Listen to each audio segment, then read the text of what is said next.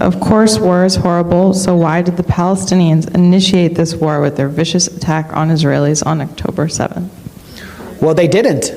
What do you mean they didn't? They didn't. This war has been going on for 75 years. Israel initiated it in 1948 by ethnically cleansing 750,000 people. We must expel Arabs. Get out of here. We must expel Arabs and take their places.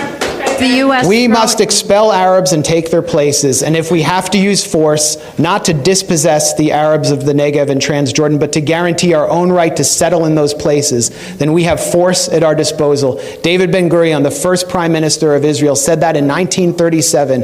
And that's what they proceeded to do. The people in Gaza, this is what you need to understand. The people in Gaza, over 80% of them are refugees. Many of them are from a place called Majdal Asqalon in what is now southern Israel, in a city called Ashkelon. And they were dragged from their homes and driven from their homes, placed in prison camps, barbed wire prison camps, and then dumped in trucks in 1950 into the Gaza Strip where they would be permanently warehoused. And then Israel proceeded to move Arab, Jewish refugees and Russians into Ashkelon to prevent them from ever coming back, and pass laws to prevent Arabs, Palestinians from being able to return to their homes. 750,000 were ethnically cleansed. For 18 years, the remaining Palestinians, 100,000 were internally displaced inside Israel. The remaining were put under military rule. They were under military occupation until 1966. Then in 1967, Israel violently, in a war it initiated, occupies Gaza, occupies the West Bank, occupies the Sinai Peninsula, the Golan Heights in East Jerusalem, and then invades Lebanon in 1982, attacking Palestinian refugees there, puts Gaza under siege in 2005. No one can get in or out without Israeli military permission. We must kill and kill all day, every day. That's according to Arnon Sofer, an Israeli government consultant who helped devise the siege of Gaza. For years, Israel would not allow certain chocolates and A2 paper into Gaza.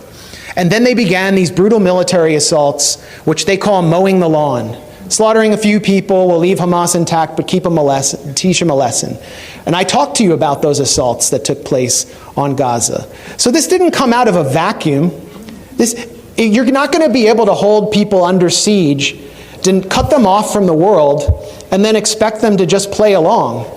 And that doesn't mean that I celebrate what happened on October 7th. It should have never had to happen. The reason it happened is because of the Israel lobby here, the genocide Democrats and the genocide Republicans who deny the Palestinians any right to have rights.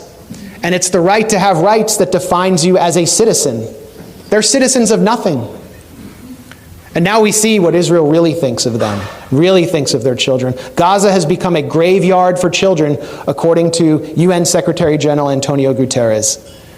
So this didn't start on October 7th, and it's not going to end when there's a ceasefire.